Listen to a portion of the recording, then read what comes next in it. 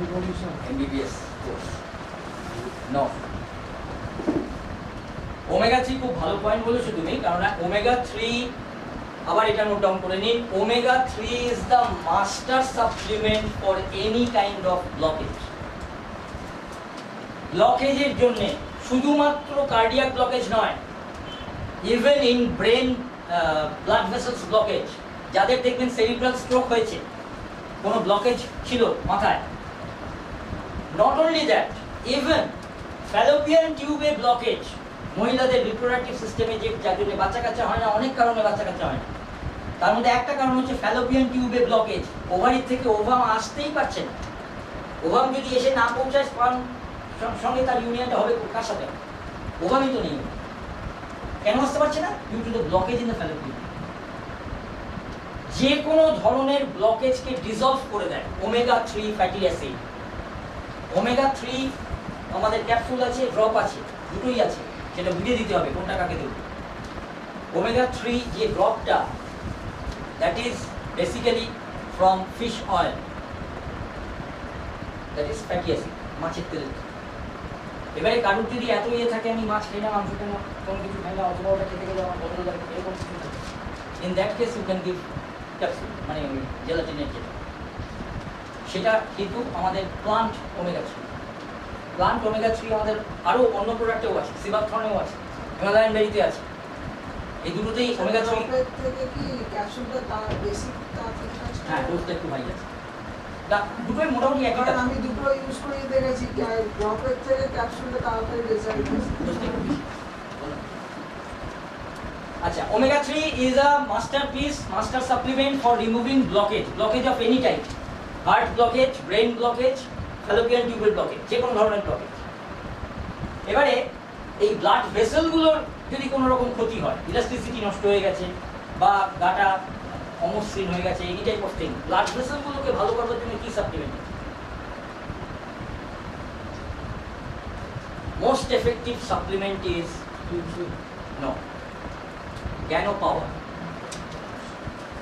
জ্ঞানো পাওয়ার যদি সেই পেশেন্টের এর সঙ্গে স্কিনের কোনো প্রবলেম থাকে, অথবা টিউমার আলসার ওই জাতীয় কোনো প্রবলেম থাকে, অ্যাবনর্মাল গ্রোথের কোনো প্রবলেম থাকে, তাহলে সেক্ষেত্রে তাকে জ্ঞানোডার্মা প্লাস দিয়ে দেবে।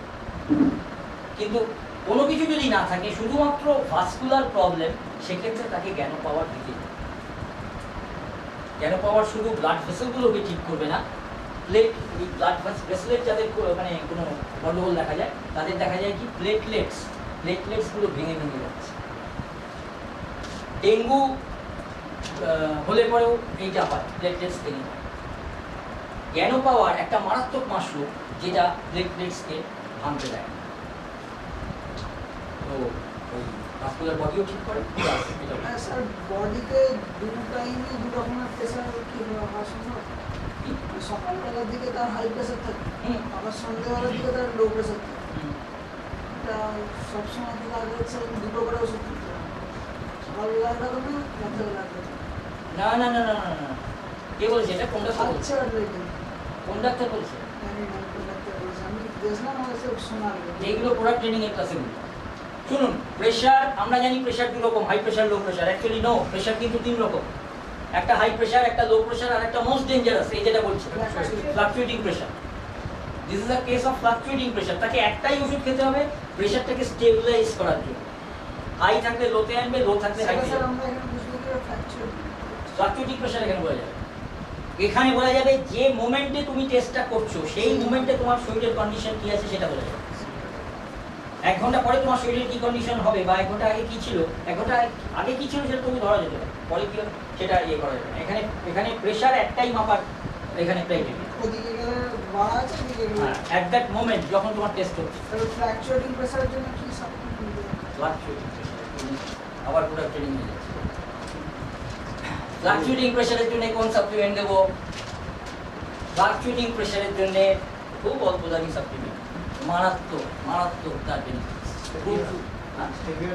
না আছে, অনেকেই করে, কিন্তু মোস্ট এফেক্টিভ যেটা আমি সেটা কথা বলছি, মানে যেটার কথা বলছি তার অনেক ফাংশনস, এবং এত ফাংশনস পাওয়া যায়।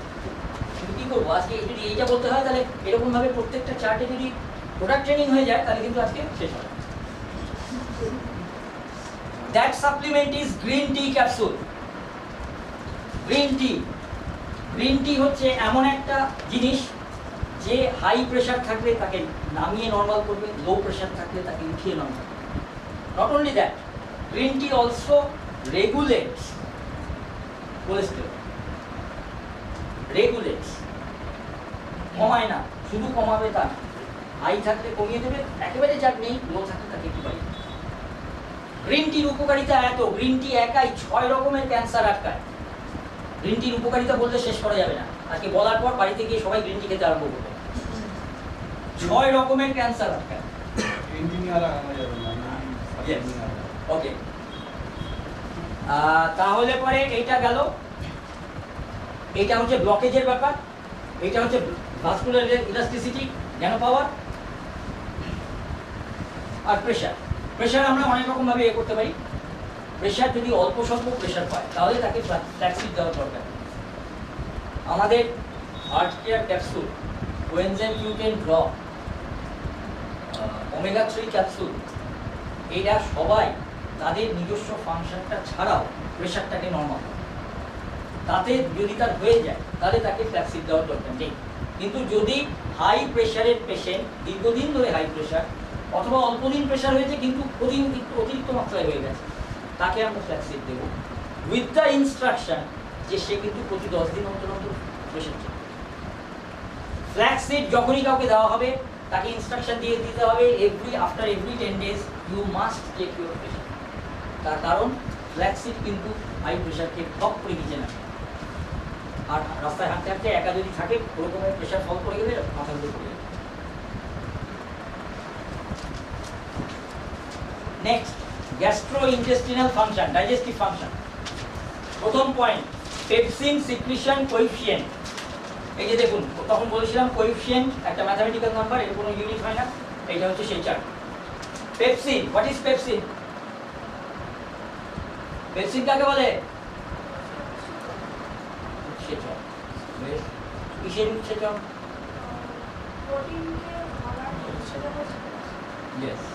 প্রোটিনকে ডাইজেস্ট করার জন্য যে এনজাইম সেটাকে বলা হয় পেপসিন। Pepsin secretion coefficient. এই যে সবাই এখন মাংস খেলেন, এই মাংসটাকে ডাইজেস্ট করবে কে? পেপসিন। পেপসিন সিক্রিশন হচ্ছে কিনা, কম হচ্ছে না স্বাভাবিক হচ্ছে না বেশি হচ্ছে? ফার্স্ট পয়েন্ট, এর কম হচ্ছে। গ্যাস্ট্রিক পেরিস্টালসিস ফাংশন কোএফিসিয়েন্ট 2 নম্বর ক্রাইটেরিয়া। আবার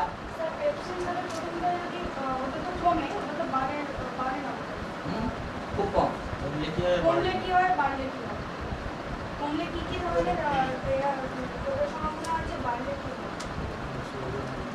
যদি পেপসিন সিক্রিশন কম হয় তাহলে প্রোটিন ডাইজেশন হবে না, এবং in that case maximum probability যে জিনিসটা হয় সেটা আমাদের কিডনিতে একটা ক্রাইটেরিয়া আছে, ইউরিন প্রোটিন। যে প্রোটিনটা ডাইজেশন হলো না সেটা ইউরিন দিয়ে তখন বেরিয়ে যায়। Protein form, half digested form, urine দিয়ে বেরিয়ে। এবার প্রোটিন যদি বেশি ডাইজেস্টেড হয় তখন প্রোটিন কিন্তু অ্যাকচুয়ালি ডাইজেশন হওয়ার পরে কোনো স্টোর হওয়ার কোনো মেকানিজম নেই। প্রোটিন শরীরে যতটা লাগলো বাকি এক্সট্রা প্রোটিনটা বেরিয়ে যায় যেটা ডাইজেশন, সেটা কোনো ক্ষতি করবে না, কিন্তু কার্বোহাইড্রেট স্টোর হওয়ার ব্যাপার আছে। আচ্ছা, সেকেন্ড পয়েন্ট হচ্ছে গ্যাস্ট্রিক পেরিস্টালসিস।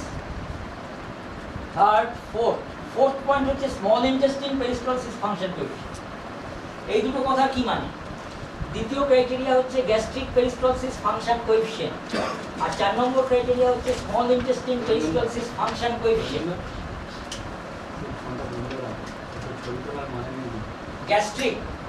গ্যাস্ট্রিক কথাটার মানে কি? কোন অঞ্চলটাকে গ্যাস্ট্রিক রিজিয়ন বলবো?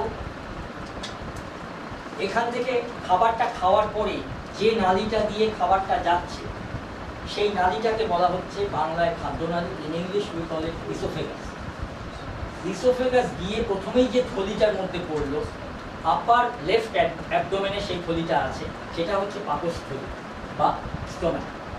স্টোমাকের পরে একটা একটুখানি বাঁকা অংশ আছে, ওই থলিটা হয়ে যাওয়ার পরে একটু বাঁকা অংশটা আছে ইংলিশ ডি এর মতো, সেই জায়গাটার নাম হচ্ছে ডিওডিনাম। ডিওডিনামের পরে ওই নালীটা একটুখানি আর এক জায়গায় সোজা হয়ে এসে আবার এরকম হয়েছে, অনেকটা ইংরেজি যে অক্ষরের মতন, সেই জায়গাটার নাম জেজুনাম। স্টোমাক, ডিওডিনাম, জেজুনাম, এই তিনটে অঞ্চল, গোটা এই তিনটের যে অঞ্চলটা, এই টোটাল রিজিয়নটাকে আমরা বলবো গ্যাস্ট্রিক রিজিয়ন, গ্যাস্ট্রিক অঞ্চল। এখানকার পেরিস্টলসিস ফাংশন কোএফিসিয়েন্ট 2 নম্বর পয়েন্টে দেখাচ্ছে। পেরিস্টলসিস কাকে বলে বলো? পেরিস্টলসিস, পেরিস্টলসিস, পেরিস্টলসিস ফাংশন কি ফাংশন এটা? পেরিস্টলসিস, পেরিস্টলসিস ম্যাডামরা, পেরিস্টলসিস ম্যাডামরা কোনো খালি চুপচাপ বসে আছে। What is peristalsis function? তার কোএফিসিয়েন্ট দেখছি, সেটা কি? আমাদের যে এই যে ইন্টেস্টিনটা, এই ইন্টেস্টিনের দৈর্ঘ্য হচ্ছে 36 ফুট। 36 ফুট লম্বা একটা নালী, পাকানো পাকানো অবস্থায় প্রত্যেকের পেটের ভেতর আছে। তো এই যে আমরা খাবারটা খাচ্ছি, এই খাবারটা এখান থেকে ফ্রম স্টার্ট টু এন্ড এটা যাচ্ছে কি করে? আমরা কি খাবারটাকে বাঁশ দিয়ে ঠেলে ঠেলে সরাচ্ছি? তা তো না। তাহলে how that food is passing from one place to another, সেটা হচ্ছে এরকম লম্বা যদি একটা নালী থাকে, এখানে যখন খাবারটা আসলো এই জায়গাটা কন্ট্রাকশন হয় এবং তার ঠিক পার্শ্ববর্তী জায়গাটা ফুলে যায়, এক্সপ্যানশন হয়।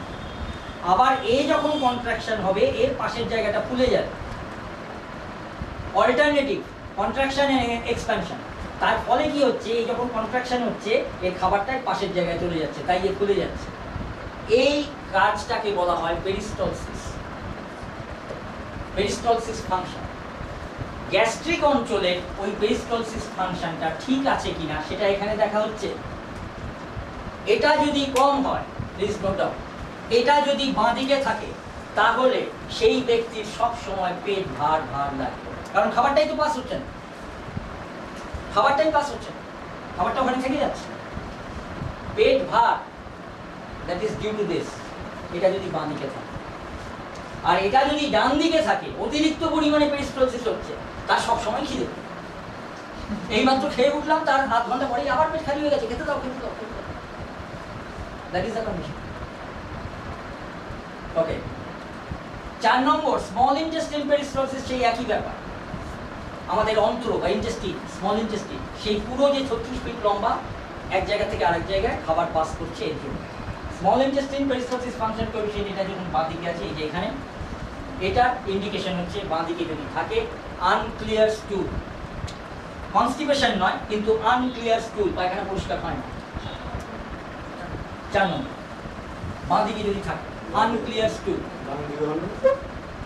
ডান দিকে, ডান দিকে হলে একদম হাই ক্লাস। 3 নম্বর গ্যাস্ট্রিক অ্যাবজর্পশন ফাংশন কোএফিসিয়েন্ট, আর 5 নম্বর small intestine absorption function coefficient. Gastric আর স্মল ইন্টেস্টিন দেখছি। গ্যাস্ট্রিক অঞ্চলে ওই তিনটে যে রিজিয়ন, সেখানে যেটুকু খাবার হজম হলো সেই খাবারটা কতটুকু অ্যাবজর্ব হলো, আর স্মল ইন্টেস্টিনে 100% খাবার অ্যাবজর্ব হয়, সেখানে স্মল ইন্টেস্টিনে অ্যাবজর্পশনটা ঠিক মতো হচ্ছে না, হচ্ছে কম হচ্ছে না বেশি হচ্ছে, এর দেখা যাচ্ছে কম হচ্ছে। অ্যাবজর্পশন যদি কম হয় তাহলে সেক্ষেত্রে মানে কি বলতে নট অনলি আনক্লিয়ার স্টুল, সেখানে দুটো জিনিস হতে পারে। একটা হচ্ছে কনস্টিপেশন হতে পারে, কনস্টিপেশন আছে কিনা সেটা ট্যালি করতে হবে আবার লার্জ ইন্টেস্টিনের যে চার্ট আছে তার। আর একটা যেটা হতে পারে সেটা হচ্ছে লুজ মোশন, কারণ এখানে অ্যাবজর্পশন হচ্ছে না, খাবার ডাইজেস্টেড হয়েছে কিন্তু সেই ডাইজেস্টেড ফুডটা শরীরে অ্যাবজর্পশন হচ্ছে না, তাহলে কি হবে, সেটা বেরিয়ে যাবে। ডাইজেস্টেড ফুড যখন বেরিয়ে যাবে সেটা তরল হবে, লিকুইড হবে, ডাইজেস্টেড হওয়ার পর সেটা লিকুইড হয়ে যাবে। তা লিকুইড যদি বেরোয় লুজ মোশন হলো। তো that is the thing. Stomach ulcer, stomach ulcer হলে পরে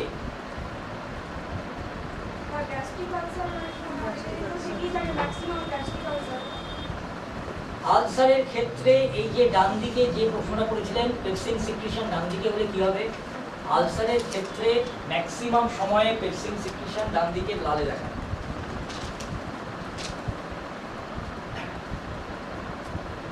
সেটা তার যে ইয়েই হোক না কেন। এবং গ্যাস্ট্রিক পেরিস্টলসিস এবং গ্যাস্ট্রিক অ্যাবজর্পশন এই দুটোই তার কম হবে যদি গ্যাস্ট্রিক আলসার হয়। গ্যাস্ট্রিক পেরিস্টলসিস আর গ্যাস্ট্রিক অ্যাবজর্পশন এই দুটোই তার কম হবে যদি তার গ্যাস্ট্রিক আলসার হয়। আলসার হলে সেখানে ওই ফাংশনটাও হবে না, অ্যাবজর্পশন হবে। হলো লিভার। আমাদের শরীরের দুটো ডিটক্সিফাইং অর্গান আছে যেটা আমাদের বডি ডিটক্সিফিকেশন করে। তার মধ্যে একটা হচ্ছে লিভার, একটা হচ্ছে kidney. Liver is the largest gland in our body and one of the main organ for body metabolism.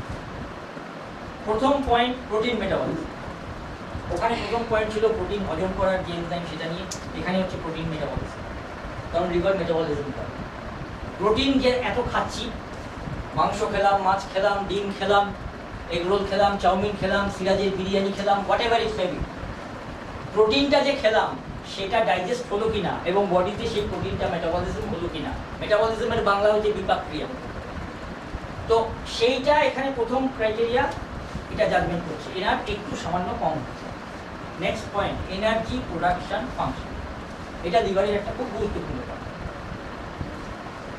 মনে করুন আপনারা একদিন সকালবেলা বাড়ি থেকে বেরিয়েছেন, সামান্য চা জলখাবার খেয়ে বেরিয়ে গেছেন। আপনাদের আইডিয়া হচ্ছে কাজ সেরে 12টা 1টা 2টোর মধ্যে ফিরে আসবো, এসে কাজ করবো। এমন কাজে আটকে পড়লেন যে সেখান থেকে আরেক জায়গায় যেতে হবে, সেখান থেকে আরেক জায়গায় যেতে হবে, আজকেই সবকটা কাজ কমপ্লিট করতে হবে, নাহলে হবে না, খাওয়ারও টাইম পেলেন না।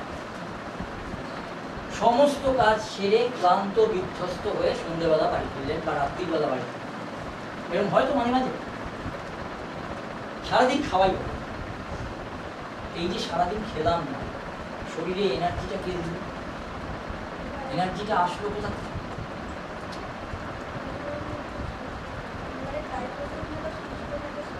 বুঝতে পেরেছি, আগের ক্লাসে সব মনে আছে।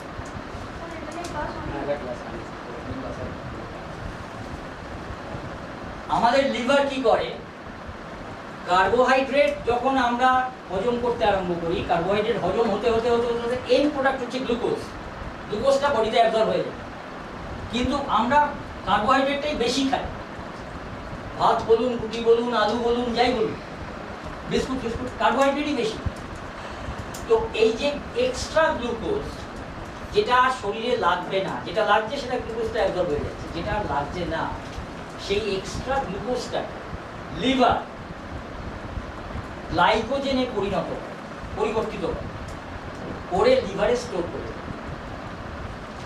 এই যেদিন খাওয়া হলো না, যেদিন গ্লুকোজ আসলো না, সেদিন আবার ওই গ্লাইকোজেন থেকে আবার গ্লুকোজে কনভার্ট করে বডিতে সাপ্লাই করে। From that we get the energy. Clear? তাহলে লিভারের এনার্জি প্রোডাকশন ফাংশন এখানে দেখাচ্ছে, সেই জন্য 2 নম্বর তার নর্মাল ফাংশনের মধ্যে পড়ে এটা, এনার একটু কম আছে। 3 নম্বর খুব মানে সবচেয়ে ইম্পর্টেন্ট একটা function, detoxification function.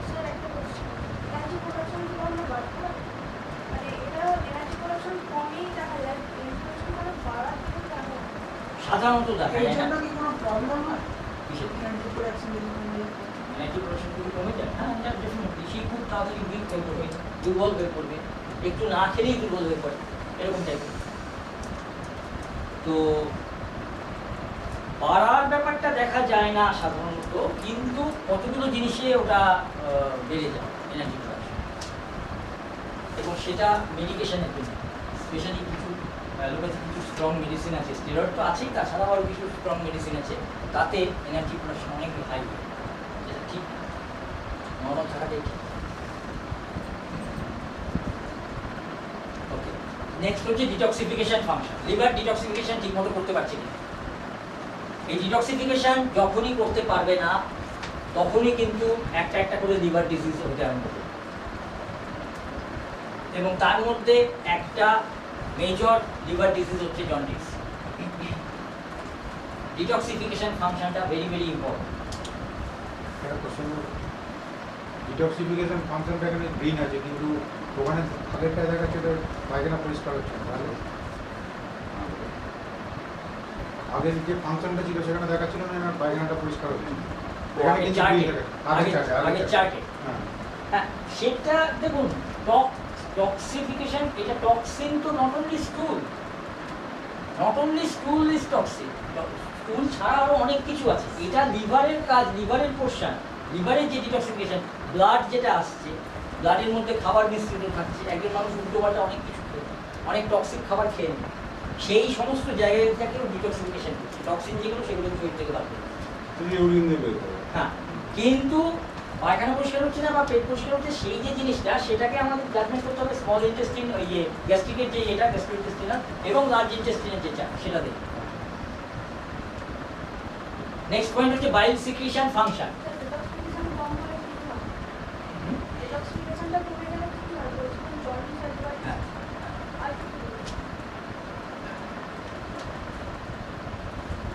Hepatomegaly, HEPATOMEGALY, hepatomegaly is the disease, detoxification কমে গেলে যেটা হয়। আরেকটা যেটা হয় সেটা হচ্ছে জন্ডিস। হেপাটোমেগালি হচ্ছে বাংলায় কাকে বলে, সোজা বাংলা কথায় যাকে বলে লিভার বড় হয়ে যাওয়া, বেড়ে যাওয়া।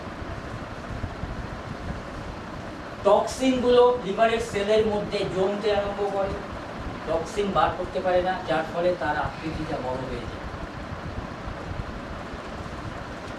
বাইল সিক্রিশন ফাংশন, বাইল মানে কি? পিত্তরস। বাইল সিক্রিশন ফাংশন, বাইল কিন্তু এরপরেই আসবো গলব্লাডারে, বাইল কিন্তু তৈরি হয় গলব্লাডারে, সেখান থেকে আসে লিভারে, লিভার থেকে সিক্রিশন হয়। লিভার বাইল সিক্রিশন ঠিকমতো করতে পারছে না পারছে না, সেটা এখানে দেখাচ্ছে, কম না বেশি না normal. Last point, liver fat content. শুধুমাত্র যে তেল বেশি খেলে লিভারে ফ্যাট হয় তাই না, তেল বেশি খেলে বা চর্বি জাতীয় খাবার বেশি খেলে লিভারে ফ্যাট হবে, সেটা একটা হয়। তিনটে পয়েন্ট আছে, তিনটে কারণ আছে প্রধানত, এছাড়া আরো কারণ আছে। তিনটে প্রধান কারণ আছে লিভারে ফ্যাট হওয়ার। একটা হচ্ছে অতিরিক্ত তেল, ফাস্ট ফুড, চর্বি জাতীয় খাবার, এই সমস্ত খাওয়ার জন্য। 2 নম্বর কারণ হচ্ছে অতিরিক্ত পরিমাণে কার্বোহাইড্রেট ইনটেক করা, অ্যান্ড তার সঙ্গে নো প্রোটিন ইনটেক। 2 নম্বর কারণ, too much carbohydrate and no protein intake. কেন? কারণ ওই এক্সট্রা গ্লুকোজ, এক্সট্রা কার্বোহাইড্রেটকে তো গ্লাইকোজেনে লিভার পরিবর্তিত করে তার ভিতর স্টোর করে রাখলো, কিন্তু কোনো প্রোটিন নেই, কোনো মানে অ্যামাইনো অ্যাসিডস যাচ্ছে না ওখানে। মোর দ্যান 2 মান্থস লিভারে যদি গ্লাইকোজেন ওইভাবে স্টোর থাকে, তখন আবার কি হয়, that glycogen is converted into fat, that glycogen is again converted into fat. Glucose থেকে গ্লাইকোজেন হয়ে স্টোর থাকলো ভালোর জন্য, কিন্তু যখন আর কোনো কাজেই লাগলো না, 2 মাস ধরে ওরকম স্টোরই হয়ে থাকলো, আর প্রত্যেক দিনই সে বেশি বেশি কার্বোহাইড্রেট খাচ্ছে, রোজই এক্সট্রা গ্লাইকোজেন আসছে, তখন 2 মাস ধরে এটা স্টোর হয়ে থাকার পর that glycogen is converted into fat. এটা লিভারের একটা বৈশিষ্ট্য, যার ফলে এটা হচ্ছে সেকেন্ড কারণ লিভার ফ্যাট হওয়ার। 3 নম্বর ফ্যাট হওয়ার, দ্যাট ইজ অ্যালকোহলিক ফ্যাট, অতিরিক্ত মদ্যপান। That may be your vodka, that may be your beer, that may be your rum, that may be whiskey, whatever it be. Alcoholic fat is another reason for liver fat. এরপরের chart, gallbladder.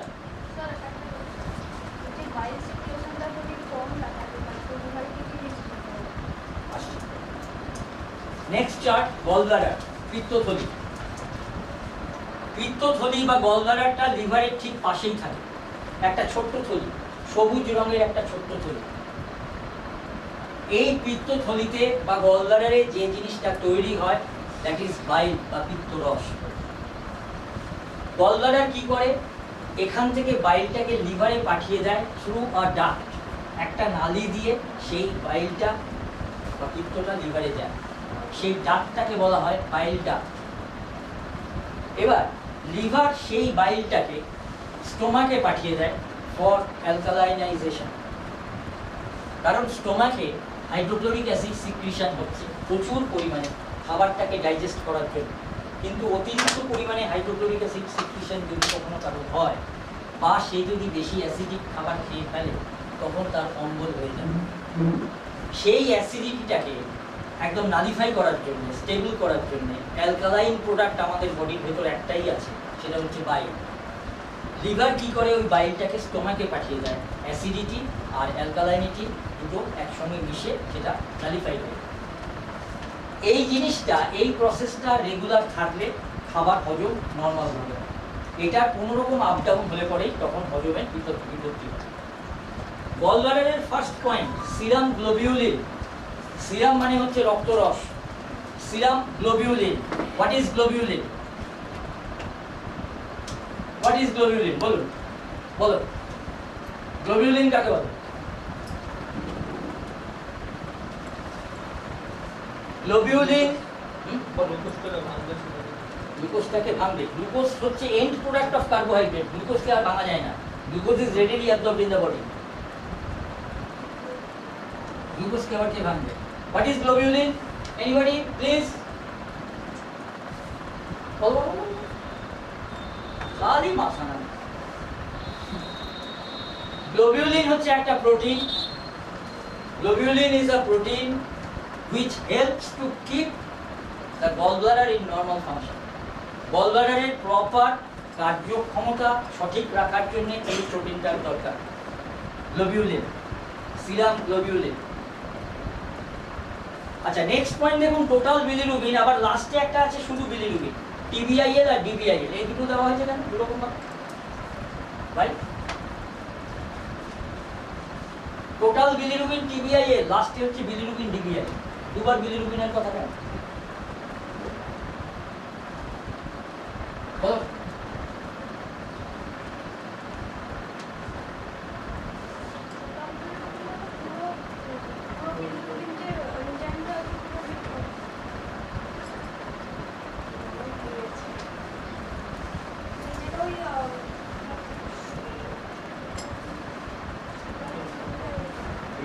দু ধরনের হয়, conjugated, unconjugated,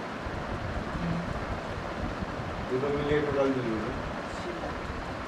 এখানে conjugated, unconjugated, যেটা নন conjugated যেটা, সেটা আপনি blood test করলে পাবেন। এখানে ব্লাড টেস্ট, স্যাম্পল টেস্ট হচ্ছে। এখানে কেন এটা দেওয়া হচ্ছে বলুন, বলুন। কেউ এখানে এত ডাক্তার রয়েছে, কেউ কোনো উত্তর দিচ্ছে?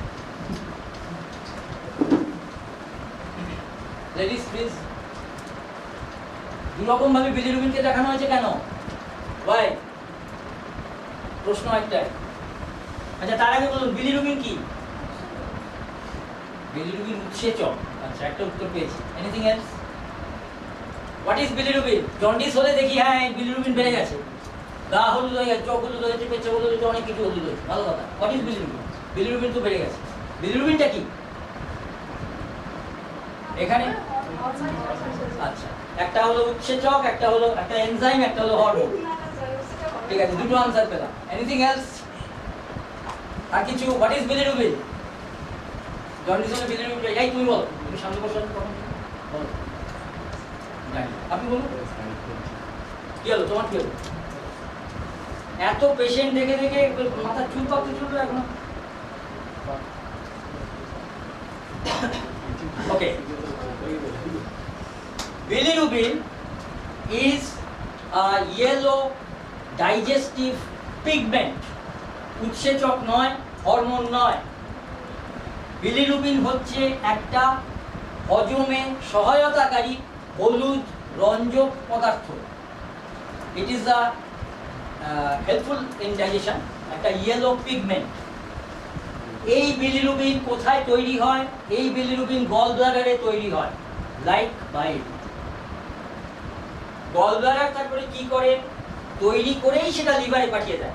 তুই বাবা এটাকে সঞ্চিত রাখ, আমার এখানে জায়গা ছোট, জায়গা নেই, তোর ওখানে অনেক বড় জায়গা আছে, largest gland in the body, তুই রাখ। লিভার ওটাকে সঞ্চিত করে। লিভার কি করে? স্মল ইন্টেস্টিনে মেটাবলিজমের সময় অল্প অল্প করে বিলিরুবিন স্মল ইন্টেস্টিনে পাঠায় ফর প্রপার ডাইজেশন। বিলিরুবিন কিন্তু আসলে একটা হেল্পফুল রঞ্জক পদার্থ, হেল্পফুল পিগমেন্ট। ওই জন্য লিভারেও বিলিরুবিনটা আছে। Yes, very good. এইখানে টোটাল বিলিরুবিন মানে the bilirubin content of gall bladder plus bilirubin content of liver, দুটোর টোটাল অ্যামাউন্ট। আর এখানে বিলিরুবিন, শুধু বিলিরুবিন দেওয়া আছে, কোথায় দেওয়া আছে? গল ব্লাডারের চার্টে দেওয়া আছে। তার মানে this is the bilirubin content of gall bladder. এই দুটোর তফাৎ বোঝা গেল? Next, alkaline phosphatase, the main culprit. alkaline phosphatase হচ্ছে এক ধরনের এনজাইম যেটা হচ্ছে একেবারে মারাত্মক কালপ্রিট।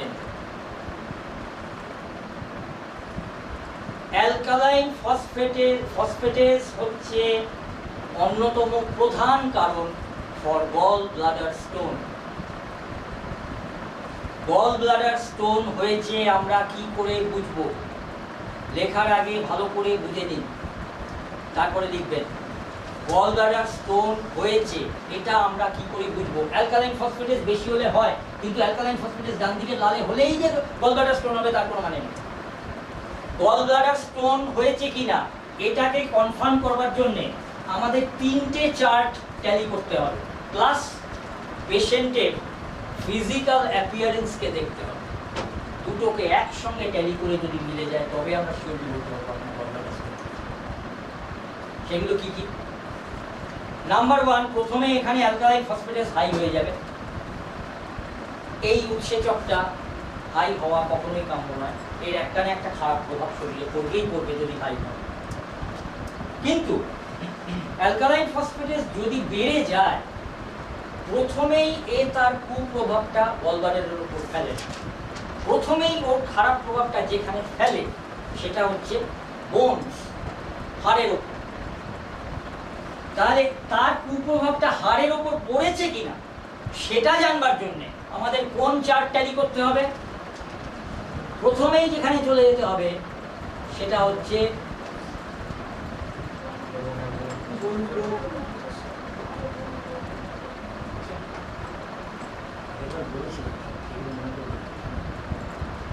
বোন গ্রোথ ইন্ডেক্স চার্টে চলে যেতে হবে। বোন গ্রোথ ইন্ডেক্স চার্টের প্রথম ক্রাইটেরিয়াই দেওয়া আছে বোন অ্যালকালাইন ফসফেটেজ। বোন অ্যালকালাইন ফসফেটেজ যদি দেখি ওখানে অ্যালকালাইন ফসফেটেজ বেড়ে গেছে আর এখানেও যদি দেখা যায় ওটা বেড়েই আছে, তার মানে ওর খারাপ প্রভাবটা বোনের উপরেই পড়ছে। তাকে বলতে হবে হাটে ব্যথা, হাতে এই পিঠে ব্যথা, গাঁটে ব্যথা, কোমর ব্যথা, হাঁটু ব্যথা এইসব হয়, ও বলবে হ্যাঁ বোনের উপর যদি এটা পড়ে হবে। যদি দেখা যায় ওখানে ওটা বেড়ে গেছে কিন্তু এখানে এটা নর্মাল আছে, তার মানে তার বোনসের উপর এটা মানে নেগেটিভ রেজাল্টটা পড়েনি, সেখানে আবার ব্যাক করে চলে যেতে হবে যে চার্টটা, সেটা হচ্ছে লিভার। আইদার ডিটক্সিফিকেশন অথবা লিভার ফ্যাট, এই দুটো হয়। ডিটক্সিফিকেশন বাঁ দিকে কমে যাবে অথবা লিভার ফ্যাট বেড়ে যাবে due to high alkaline phosphatase. যদি দেখা যায় এখানেও লিভার মোটামুটি নর্মাল আছে, হাড়ের উপরেও পড়েনি, লিভারের উপরেও তার কোনো খারাপ কিছু দেখা যাচ্ছে না, তাহলে পরে ওই গল ব্লাডারের মধ্যেই এ শয়তানি করে বেড়াচ্ছে, তখন একে ধরতে হবে গল ব্লাডারের মধ্যে। এবং physical appearance of the patient, আপনার কি গ্যাস অম্বল হয়? গল ব্লাডার স্টোন হলে তার মারাত্মক গ্যাস অম্বল। নট অনলি দ্যাট, ডান দিকে রাইট আপার অ্যাবডোমেন লিভারের জায়গায় তার পেইন হয় যদি গল ব্লাডার স্টোন হয়। সেই সমস্ত সিমটমসগুলো যদি মিলে যায় তাহলে পরে চোখ বুঝে বলে দেওয়া যাবে this is the case of gall bladder. হলো?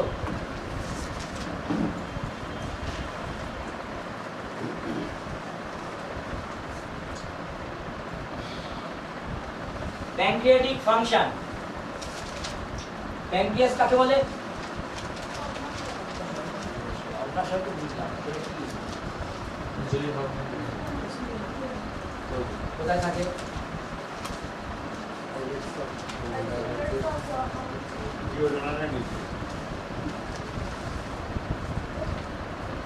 স্টোমাক এবং ডিওডিনামের নিচে শোয়ানো অবস্থায় পাতার মতন দেখতে একটা গ্ল্যান্ড, যার কালারটা অরেঞ্জ আগুন রঙা, সেটাকে বলা হয় অগ্নাশয় এবং প্যাঙ্ক্রিয়াস।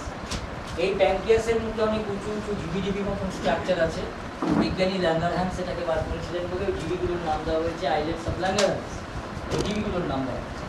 এইবারে ঢিবিগুলোর মধ্যে একরকম সেল আছে, যে সেল দিয়ে ওই ঢিবিগুলো তৈরি, সেই সেলগুলোকে বলা হয় বিটা সেল। এই বিটা সেল একরকম হরমোন সিক্রিশন করে, সেই হরমোনটা হচ্ছে ইনসুলিন। আর ইনসুলিন কি করে? রক্তে শর্করার মাত্রাটাকে নিয়ন্ত্রণ করে, মানে it regulates sugar in the blood. First হচ্ছে ইনসুলিন। ইনসুলিন কমে আছে না বেড়ে আছে না নর্মাল আছে, এটা দেখা যাচ্ছে কমে আছে, তার মানে দের ইজ হাই চান্স এর ব্লাড সুগার থাকতে পারে। এবার এইখানে একটা জিনিস যেটা আপনারা মনে রাখবেন, সেটা হচ্ছে যদি কারেক্ট প্রসেসে ওই সমস্ত সাবধানতা নিয়ে যদি টেস্ট করে, এবং তখন যদি দেখেন এই যে রেঞ্জটা দেওয়া আছে 2.8, পরের ডিজিটগুলো আমি আর ধরছি না, 2.8 থেকে 4.0, এর রয়েছে 0.6, মানে কমে গেছে তো ঠিকই, 2.8 থেকে কমেছে, কতটা কমেছে? অনেকটা কমেছে। কিন্তু এটা 2.8 এর জায়গায় 2.7 হলেও লালে দেখাবে, আবার এরকম বেশি হলেও লালে দেখাবে। এখানে যেটা সাধারণত দেখা যায়, সাধারণত এক্সেপশন, সাধারণত যেটা দেখা যায়, এই ডিফারেন্সটা যদি 1.0 বেশি হয়, মানে 1 এর বেশি হয়, তাহলে পরেই তার সুগার। মানে 2.8 হচ্ছে মিনিমাম থাকার কথা, তার জায়গায় 1.8 অবধি আমরা ধরতে পারি। 1.7 মানে ডিফারেন্স ইজ মোর দ্যান 1। সবকটাতেই এই বাঁ দিকের লালে শো করছে। তা 1 এর বেশি যদি কমে যায়, that is a sure chance of blood sugar, sure tendency of blood sugar. বেশি থাকলে তার ব্লাড সুগার হবে না, কিন্তু সেখানে হরমোনাল ডিসব্যালেন্স হতে পারে, যদি অনেকদিন ধরে যায়, অনেকদিন ধরে যদি বেশি। আচ্ছা, নেক্সট পয়েন্ট হচ্ছে pancreatic polypeptide. What is this? Pancreatic polypeptide কাকে বলে? তাই বল, প্যানক্রিয়াটিক পলিপেপটাইড কাকে বলে? এটা সুগারের পার্ট না, এটা প্যানক্রিয়াসের পার্ট। প্যানক্রিয়াটিক পলিপেপটাইড কাকে বলে?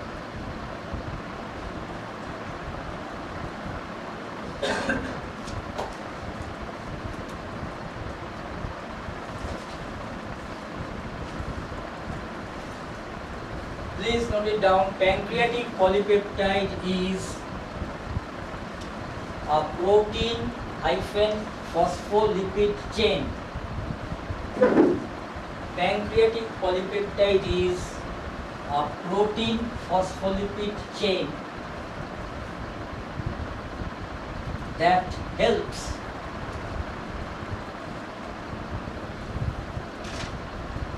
দুটো কাজ আছে এই pancreatic polypeptide, that helps to keep pancreas normal,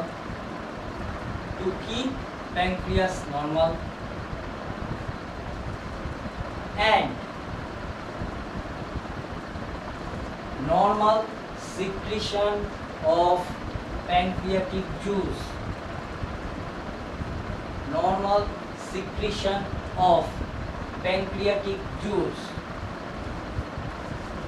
প্যানক্রিয়াসের যেটা আমরা সাধারণত সবসময় ভুল করি, সেটা হচ্ছে আমরা সবসময় ফোকাসটা দিয়ে দিই সুগারের উপর। প্যানক্রিয়াসের মূল কাজ নিশ্চয়ই ইনসুলিন নিঃসরণ করা, গ্লুকাগন নিঃসরণ করা, সিক্রিশন করা, কিন্তু প্যানক্রিয়াসে শুধুমাত্র ইনসুলিন আর গ্লুকাগন সিক্রিশন করা একটাই মাত্র কাজ নয়। প্যানক্রিয়াসের আর একটা বিরাট বড় ইম্পর্টেন্ট কাজ আছে, সেটা হচ্ছে প্যানক্রিয়াটিক জুস সিক্রিশন করা।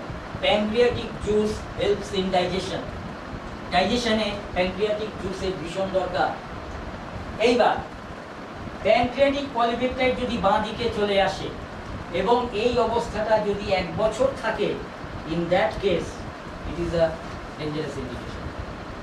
কারণ যদি এমন কোনো পেশেন্ট পান যাকে আপনি 1/1/2019-এ এই জিনিস দেখেছেন, আবার 1/1/2020-তেও এই জিনিস দেখেছেন, বছরে মাঝখানে যে কবার দেখেছেন তখনও এটা এখানে দেখেছেন, that is dreadful disease indication. যে খারাপ ডিজিজটা ইন্ডিকেট করছে সেই ডিজিজটার নাম হচ্ছে pancreatitis. Pancreatitis, that is just the before disease of pancreatic cancer.